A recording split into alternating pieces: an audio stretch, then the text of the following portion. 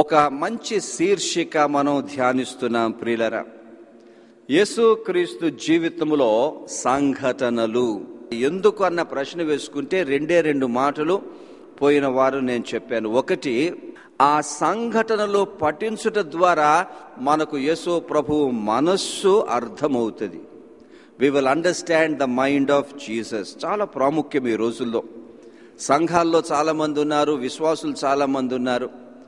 మరి కొంతమంది సేవకులు వారి ఇష్టానుసారంగా చేస్తున్నారు, విశ్వాసులు కూడా ఇష్టానుసారంగా జీవిస్తున్నారు. కుదరదు. సంఘమైన, సేవకులైన, విశ్వాసులైన యేసు ప్రభు మనస్సును అర్థము చేసుకుని ఆ మనస్సుకు అనుగుణంగా ఆ యేసు ప్రభు మనస్సును సంతోషపెట్టే వారిగా జీవిస్తేనే రక్షణలో ఉన్న ఆశీర్వాదాలు ఈ భూలోకములైనా పొందగలుగుతాము, పరలోకములో నిత్య జీవం. యేసు ప్రభు సంఘటనలు ధ్యానించడం ద్వారా ఆయన మనస్సు అర్థమవుతుంది. నంబర్ 2, యేసు ప్రభు చేసిన సేవ అర్థమవుతుంది. The mind of Jesus and the machine of Jesus. సంఘము యేసు ప్రభు యొక్క మిషన్ అంటే ఆయన సేవను నెరవేర్చాలి. రక్షణ పొందిన ప్రతి ఒక్కరూ ఆయన సేవను నెరవేర్చాలి. ఆ సంఘటనల్లో యేసు ప్రభు ఆనాటి ప్రజలకు ఎలాంటి సేవ చేశారు, ఎలాంటి సేవ కోరుకున్నారు, ఎలాంటి సేవను బోధించారు అన్ని అర్థమవుతాయి. సో బైబిల్లో టాప్ ప్రయారిటీ మనకు కావలసింది యేసు ప్రభు తన జీవితంలో అనుభవించిన కొన్ని అమూల్యమైన సంఘటనలు. ఎందుకు? ఆయన మనసు అర్థం చేసుకోవాలి, ఆయన సేవ కూడా అర్థం చేసుకోవాలి. ఈరోజు ఇంకొక అమూల్యమైన సంఘటన మనం చూద్దాం. యోహాను సువార్త 3వ అధ్యాయం మొదటి 15 వచనాల్లో యేసు ప్రభు నికోదేము జీవితములోను, ఈ లోకములో ఉన్న ప్రతి ఒక్కరి జీవితములోను, ముఖ్యముగా సంఘాల్లో ఉన్న వారి జీవితములోను నెరవేరవలసిన ఒక అద్భుతమైన సత్యాన్ని ప్రస్తావించారు. చూడండి, యోహాను 3:3 వచనం. అందుకు యేసు అతనితో, ఒకడు క్రొత్తగా జన్మించితేనే గాని అతడు దేవుని రాజ్యమును చూడలేడని నీతో నిశ్చయముగా చెప్పుచున్నాను. నికోదేము, నీ జీవితంలో అతి ప్రాముఖ్యమైనది నువ్వు క్రొత్తగా జన్మించాలి. నికోదేమే కాదు, సంఘములో ఉన్న ప్రతి ఒక్కరికి అతి ప్రాముఖ్యమైనది క్రొత్తగా జన్మించాలి. లోకములో ఎవరైనాను సరే వారికి వారి జీవితములో అన్నిటికన్నా ప్రాముఖ్యమైనది ఏంటి? క్రొత్తగా జన్మించాలి. ఏమిటి క్రొత్త జన్మ అంటే? ఒక సంఘానికి పడవలసిన పునాది, ఒక సంఘానికి పడవలసిన మూల పునాది క్రొత్త జన్మ. ఏ సంఘానికైనా క్రొత్త జన్మ అన్న పునాది లేకపోతే అది యేసుక్రీస్తు సంఘమే కాదు. అలాగే ఈనాడు చాలా మంది సంఘాల్లో ఉన్నారు. ఎవరైనా సరే వారిని అడిగితే క్రొత్త జన్మ అంటే ఏంటి చెప్పండి, మరి మీ క్రొత్త జన్మను గురించి చెప్పండి అంటే ఎంతమంది చెప్తారు? నా ఉద్దేశంలో 100% పైచునికే చెప్పలేరు. మరి క్రైస్తవ జీవితంలో క్రొత్త జన్మ అన్న పునాది పడకపోతే వాస్తవానికి వారు క్రీస్తుకు చెందినవారు కాదు. అందుకే యేసు ప్రభు నికోదేముతో అంటున్నారు, నికోదేము, నీవు క్రొత్తగా జన్మించాలి. నువ్వు ఇంకా బయటే ఉన్నావు. నికోదేము, నీకు మొదటి జన్మ ఉన్నది కానీ రెండవ జన్మ లేదు గనుక, చాలా సూటిగా అన్నారు, నీకు రక్షణ కూడా లేదు. క్రొత్త జన్మ అనుభవం లేదు గనుక నీ జీవితంలో మార్పు లేదు. క్రొత్త జన్మ అనుభవం లేదు గనుక నీకంటూ ఒక ఆధ్యాత్మిక జీవితం లేదు. నికోదేముది మతాచారాలు పాటించే జీవితం. నికోదేముది ఆ మతములో ఉన్న సాంప్రదాయాలు పాటించే జీవితం. ఒక మాటలో చెప్పుకోవాలనంటే నామకార్థమైన జీవితం. ప్రియులారా, ఇది ఆలోచన చేసినప్పుడు సంఘాలనండి, చాలా మంది క్రైస్తవులనండి భయంకరమైన స్థితిలో ఉన్నారు. చాలా మందికి క్రైస్తవ్యము అంటే కొన్ని మతాచారాలు, సంఘానికి రావడం, కొన్ని కార్యాలు చేయడం, సాంప్రదాయాలు, కొన్ని పండుగలు వస్తే పాటించడం, నామకార్థమైన జీవితం. జీవితములో మార్పు లేదు, ఆధ్యాత్మిక జీవితములో నాణ్యత లేదు, నిజమైన దేవుని కలిగి లేని స్థితిలో ఎంతో నిష్ఫలమైపోతున్న జీవితాలు. ఆనాడు నికోదేముతో అన్న మాట ఈనాడు ప్రతి సంఘముతో ప్రభు అంటున్నారు, టెలివిజన్ ద్వారా చూస్తున్న కొన్ని లక్షల మందితో అంటున్నారు, సూటిగా అంటున్నారు, నీవు క్రొత్తగా జన్మించావా? 3 అమూల్యమైన సత్యాలు మనం చూద్దాం. నంబర్ 1, క్రొత్త జన్మలో దీవెన ఏంటి? క్రొత్త జన్మ ఎందుకు పొందాలి? అందులో ఉన్న ఆశీర్వాదము ఏంటి? చూడండి, ఆ 3వ వచనంలో యేసు ప్రభు అంటారు, అందుకు యేసు అతనితో, ఒకడు క్రొత్తగా జన్మించితేనే గాని అతడు దేవుని రాజ్యమును చూడలేడని నీతో నిశ్చయముగా చెప్పుచున్నాను నేను. క్రొత్త జన్మలో ఉన్న అమూల్యమైన ఆశీర్వాదం గమనించండి, దేవుని రాజ్యమును చూచుట. ఇంకా తేటగా చెప్పుకోవాలంటే దేవుని రాజ్యములో ప్రవేశించుట. రక్షణ అన్న, క్రొత్త జన్మ అన్న ప్రియులరా గమనించండి, దేవుని రాజ్యములోనికి ప్రవేశించుట. ఎంతమందికి అర్థమవుతుంది సత్యం? చాలా మందికి రక్షణ అంటే అర్థం కాదు, రక్షణ బోధించలేరు. ఒకవేళ బోధించినా రక్షణ అన్నది దేవుని రాజ్యములోనికి ప్రవేశమని ఎంతమంది బోధిస్తున్నారు, ఎక్కడ వింటున్నాం? కానీ పరిశుద్ధాత్మ దేవుడు ట్రినిటీ కేథీడ్రల్ దేవాలయంలో చాలా లోతుగా బోధిస్తాడు. క్రొత్తగా జన్మించిన వారట దేవుని రాజ్యములో ప్రవేశిస్తారు. పరిశుద్ధ బైబిల్లో మరి ముఖ్యంగా 4 సువార్తల్లో ప్రియులరా, ఈ దేవుని రాజ్యం అన్నది చాలా అద్భుతమైన సిద్ధాంతం. The kingdom of God. ఏమిటి దేవుని రాజ్యము అనంటే 2 దశలుగా ఉన్నది దేవుని రాజ్యం. 2 స్టేజెస్. నంబర్ 1, యేసు ప్రభు జననం, జీవితం, ఆయన మరణం, పునరుద్ధానం, ఆరోహణము ద్వారా ఈ భూలోకములోనే దేవుని రాజ్యము అవతరించింది. అది మొదటి దశ, ద ఫస్ట్ స్టేజ్.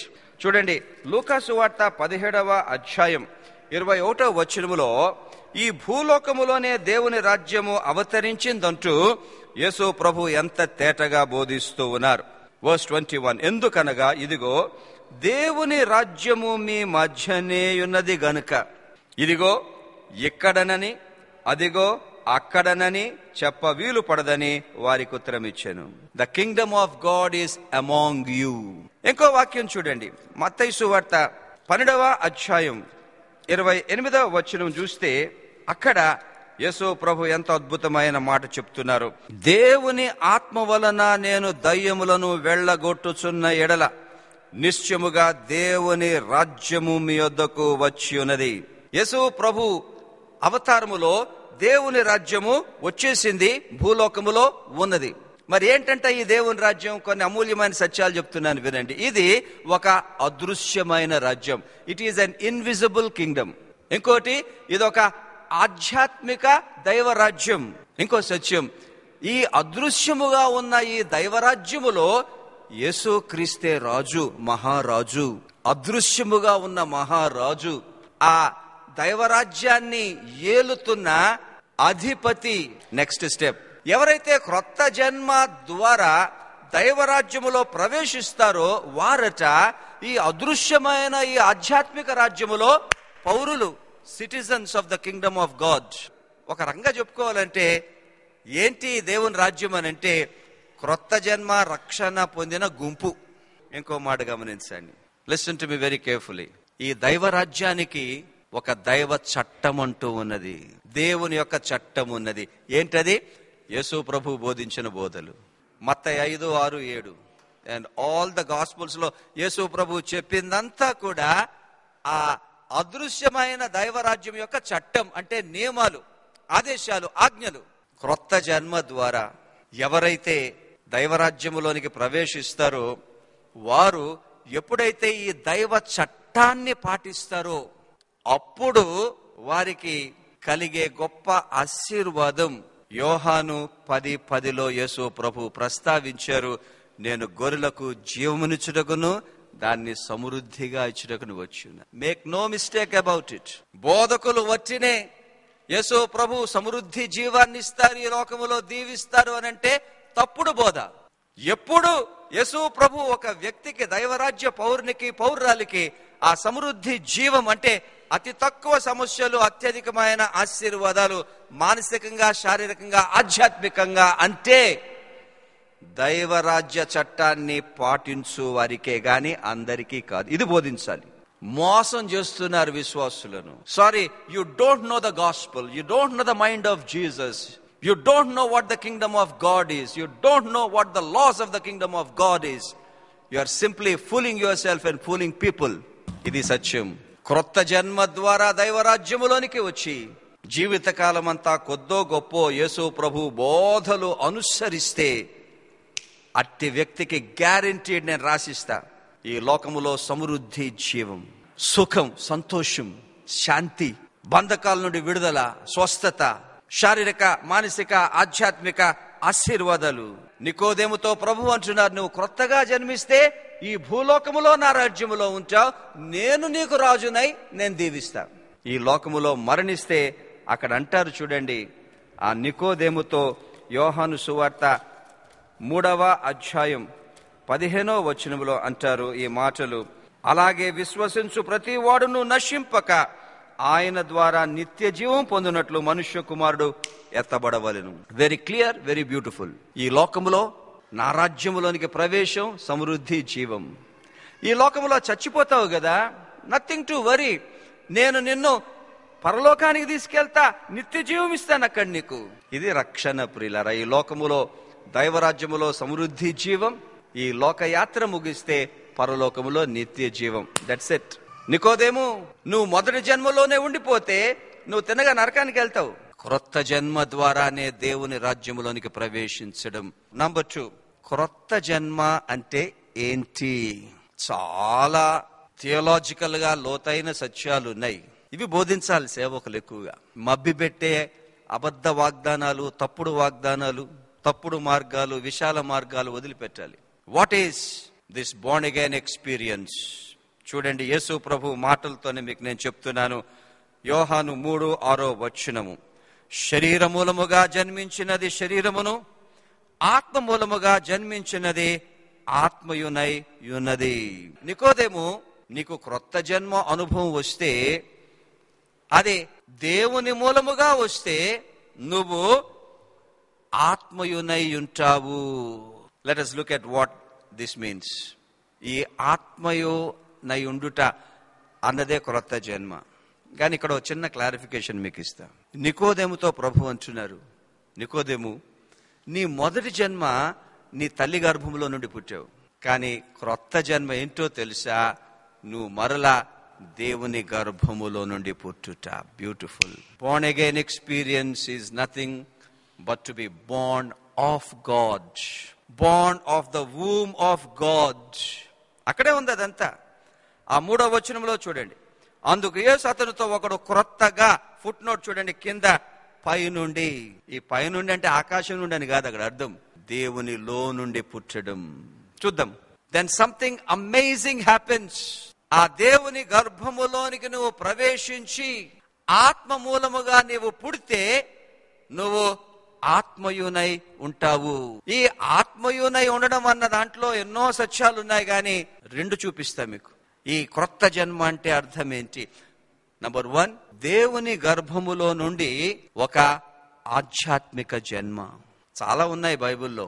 రక్షణ అన్నది దేవుని కడుపులో నుండి పుట్టుట, అదొక ఆధ్యాత్మిక జన్మ, ఏ స్పిరిచువల్ బర్త్. నీ మొదటి birth physical birth. Physical birth తో ఎవరు కూడా దేవుని రాజ్యంలోనికి రాలేరు, పరలోక రాజ్యంలో అంతకన్నా వెళ్ళలేరు. నీకు ఒక స్పిరిచువల్ బర్త్ కావాలి, నీకు ఒక ఆధ్యాత్మిక జన్మ కావాలి. నికోదేము, తల్లి గర్భములో నుండి నువ్వు ఎప్పుడైతే పుట్టావో, పాప స్వభావముతో, పాపముతో నీవు పుట్టావు గనుక, నీలో పాపమున్నది గనుక నీ ఆత్మ దేవునికి దూరం అయింది. నీకును దేవునికి, నీ ఆత్మకు దేవునికి నీ పాపం అడ్డం వస్తున్నది. నీ ఆత్మకు దేవుడు లేడు, నీ ఆత్మకు దేవునితో కనెక్షన్ లేదు, నీ ఆత్మకు దేవునితో సాంగత్యము లేదు గనుక, వినండి ప్రియులారా, నీ ఆత్మకు దేవుని జీవము లేదు గనుక నీవు నీ ఆత్మలో నిర్జీవమైపోయిన వ్యక్తివే. ఎస్, ప్రతి వ్యక్తి, లోకములో జన్మించిన ప్రతి వ్యక్తి కూడా ఆ వ్యక్తిలో ఉన్న ఆత్మ ఆధ్యాత్మికంగా తిరిగి జన్మించకపోతే ఆ వ్యక్తిలో ఉన్న ఆత్మ నిర్జీవమైపోయిన ఆత్మ, అది ఎండిపోయిన ఆత్మ. ఒక మాట చెప్తున్నాను వినండి ప్రియులారా, ఎవరిలోనైనాను ఈ నిర్జీవమైన ఆత్మ, ఈ ఎండిపోయిన ఆత్మ ఉంటే ఆ వ్యక్తికి జీవితములో తృప్తి ఉండదు. వినండి ప్రియులరా, ఎప్పుడైతే ఆధ్యాత్మికంగా తిరిగి జన్మిస్తారో మరల దేవునితో ఒక అంటుకట్టు ఏర్పడుతుంది. New birth gives a person A relationship with God once again. క్రొత్త జన్మ దేవునితో ఒక బాంధవ్యాన్ని ఇస్తుంది. క్రొత్త జన్మ దేవునితో ఒక సహవాసాన్ని ఇస్తుంది. అప్పుడేమవుద్ది? ఈ బాంధవ్యములో, ఈ సహవాసములో ఈ ఆత్మకు దేవుడు మరలా అంటు కట్టబడ్డాడు గనుక దేవునిలో ఉన్న జీవము ఆ ఆత్మలోనికి ప్రవేశించినప్పుడు మరల ఆత్మ విరాజిల్లుతుంది, ఫలిస్తుంది, వికసిస్తుంది. మనసు కన్నా శరీరము కన్నా ఆత్మ ఆ దేవునితో, ఆ దేవుని జీవముతో, ఆ దేవుని వనులతో నింపబడినప్పుడు ఆ జీవితం యొక్క తీరే వేరు, తృప్తే వేరు, సంతోషమే వేరు, సమాధానమే వేరు. When you are spiritually born again, you have that reconnection with God, Jesus Christ, who is the wine. ఆయనే ద్రాక్షావల్లి. ఆయనలో ఉన్న సారమంతా వచ్చేస్తే, వినండి ప్రియులరా, నువ్వు ఆధ్యాత్మికంగా మాత్రమే కాదు ఫలించేది. ఈ ఆధ్యాత్మికములో ఎప్పుడైతే నీవు నిండిపోతావో అట్టి ఆశీర్వాదాలు నీ శరీరములోనికి, నీ మనసులోనికి, నీ ఇంటిలోనికి, సమస్తములోనికి వచ్చినప్పుడు మహా సమృద్ధిని, సంతృప్తిని అనుభవిస్తావు. ప్రశ్న వేసుకుందాం, నా జీవితంలో నేను ఎప్పుడు ఆధ్యాత్మికంగా తిరిగి బ్రతికాను? క్రొత్త జన్మ అంటే ఆధ్యాత్మికంగా జన్మించుట రెండవ అద్భుతమైన సత్యం. వినండి, క్రొత్త జన్మ అంటే ప్రియులరా, దేవుని గర్భములో నుండి తిరిగి పుట్టుట ద్వారా హృదయ పరివర్తన చెందుట. తీతు పత్రిక 3వ అధ్యాయం 5వ వచనం చదువుతున్నాను. మనము నీతిని అనుసరించి చేసిన క్రియల మూలముగా కాక తన కనికరము చొప్పుననే, వినండి, పునర్జన్మ సంబంధమైన స్నానము ద్వారాను పరిశుద్ధాత్మ మనకు నూతన స్వభావము కలుగ చేయుట ద్వారాను మనలను రక్షించెను. పునర్జన్మ సంబంధమైన స్నానము, రక్షణ, క్రొత్త జన్మ అంటే హృదయ పరివర్తన. మనందరికి అర్థమయ్యే భాషలో చెప్పుకోవాలనంటే ఒక క్రొత్త హృదయాన్ని పొందుట. ఇదొక అద్భుతం. ఈనాడు క్రొత్త జన్మ ద్వారా హృదయ పరివర్తన, ఒక నూతన హృదయము లేకుండా ఇంకా పాత హృదయముతోనే జీవిస్తున్న వారు వేల మంది, లక్షల మంది ఉన్నారు గనక జీవితాల్లో, కుటుంబాల్లో మార్పులు లేవు. జీవితం మారాలన్నా, కుటుంబం మారాలన్నా, సంసారం మారాలన్నా, దాంపత్యం మారాలన్నా ముందు హృదయము మారాలి. True conversion is the conversion of the heart. ఎక్కడుంది పాప స్వభావం మనిషిలో? చాలా జాగ్రత్తగా సైంటిఫిక్ గా ఆలోచన చేస్తే, మెడికల్ పరంగా ఆలోచన చేస్తే ఆ వ్యక్తి జీన్స్ లో ఉంటుంది, డిఎన్ఏలో ఉంటుంది. క్రొత్త జన్మ ఎంత అద్భుతంగా ఉండదో తెలుసా? మరల దేవుని కడుపులోనికి వెళ్ళినప్పుడు, ఆ దేవుని కడుపులో పిండాకృతి అయినప్పుడు, ఆ దేవుని గర్భములో ఉన్న ఆ స్వభావం, ఆ దేవుని తత్వం, ఆ దేవునిలో ఉన్న జీన్స్, ఆ దేవునిలో ఉన్న డిఎన్ఏ ద్వారా ఆ హృదయము పునర్సృష్టింపబడితే అదొక క్రొత్త హృదయం అవుతుంది. God gives this new heart by transforming our hearts in his womb by the power of the cross, by giving us his nature. అందుకే బైబిల్ అంటది, దేవుని గర్భములోని పుట్టిన వారు దేవుని బిడలు గనుక దేవుని స్వభావం వారు కలిగి ఉంటారు. ఇది ప్రియులారా, ఈనాడు డబ్బు కాదు ప్రాముఖ్యం, ఆస్తులు కావు ప్రాముఖ్యం, పదవులు కాదు ప్రాముఖ్యం. ఈనాడు ప్రాముఖ్యమైంది మనిషి ఇక్కడ మారాలా. ఇక్కడ మారితే ఆ జీవితం పరలోకం అయిపోద్ది, ఆ కుటుంబం పరలోకం అయిపోద్ది, సమాజం, దేశమే పరలోకం అయిపోద్ది. ఈ సువార్తను ప్రకటించమన్నారు యేసు ప్రభు. జీవితాన్ని మార్చే సువార్త ప్రకటించండి, క్రొత్త హృదయాన్ని ఇచ్చే సువార్త ప్రకటించండి, క్రొత్త జన్మనిచ్చే సువార్త ప్రకటించండి. అప్పుడు మనిషి మారుతాడు, మనిషి ద్వారా దేశమే మారిపోద్ది. భయంకరమైన నరకపు పరిస్థితులు పరలోకంగా మారిపోతాయి. How wonderful! హృదయ పరివర్తన వస్తే పాప సంఖ్యలు తెగిపోతాయి ప్రియులరా. హృదయ పరివర్తన వస్తే సునాయసముగా దేవుణ్ణి వెంబడించగలుగుతాం, ఆయన సేవ చేయగలుగుతాం. ఇంతాక నేను ఒక చెప్పాను, మాట గుర్తుందో లేదో, హృదయ పరివర్తన వస్తే దైవరాజ్య చట్టాన్ని పాటించే శక్తి ఆ హృదయానికి వస్తుంది. This is the point. మారిన హృదయముతో దైవ చట్టాన్ని పాటించినప్పుడు దాని ఫలితము సమృద్ధి, జీవం. అన్నిటికన్నా ప్రాముఖ్యమైన ప్రశ్న, క్రొత్త జన్మ ఎలా పొందాలి? ఆ 5వ వచనంలో అంటారు, ఒకడు నీటి మూలముగాను జన్మించాలి. ఇక్కడ నీటి ద్వారా అంటే పశ్చాత్తాపం. టెలివిజన్ ద్వారా చూస్తున్న వారు కూడా దయచేసి లేచి నిలువబడండి. ఆనాడు నికోదేముతో ప్రభువు అడిగిన ఆ మాట, నువ్వు క్రొత్తగా జన్మించావా? ఈనాడు సంఘముతో అడుగుతున్నారు. టెలివిజన్ ద్వారా చూస్తున్న కొన్ని లక్షల మందిని అడుగుతున్నారు. ఎవరైనా మొదటి జన్మతోనే చచ్చిపోతే ఈ భూలోకములో దైవరాజ్యములో ప్రవేశము లేదు, పరలోకములో దైవరాజ్యములో కూడా ప్రవేశము లేదు. అట్టివారు మరణిస్తే నరకానికి వెళ్తారు. ప్రతి ఒక్కరికి క్రొత్త జన్మ అనుభవం వస్తేనే దేవుని రాజ్యములోనికి ప్రవేశిస్తారు. ఆ అనుభవము పశ్చాత్తాపము ద్వారా, శిలువ శక్తి ద్వారా, పరిశుద్ధాత్మ శక్తి ద్వారా ఎవరైనా పొందితే వారు ఆధ్యాత్మికంగా తిరిగి బ్రతుకుతారు, హృదయములో పరివర్తన చెందుతారు.